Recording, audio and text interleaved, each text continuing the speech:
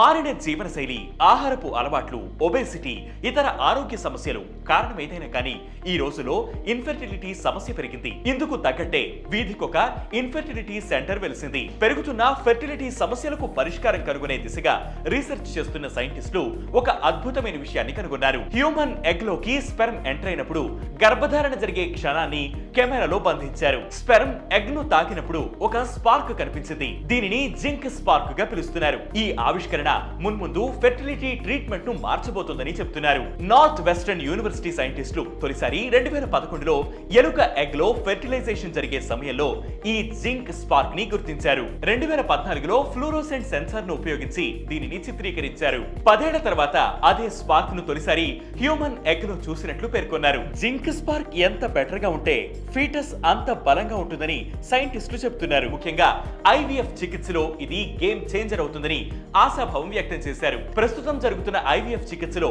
50% పైగా ఫెర్టిలైజేషన్స్ ఫెయిల్ అవుతుంటాయి. గర్భాశయంలో ఫార్మ్ అయిన ఎగ్ లో ఏది హెల్తీగా ఉందో తెలుసుకోవడం వైద్యులకు సవాలుతో కూడిన పని. కానీ ఈ జింక్ స్పార్క్ ఆవిష్కరణ అందుబాటులోకి వస్తే క్వాలిటీ ఎగ్ ను గుర్తించే వీలుంటుంది.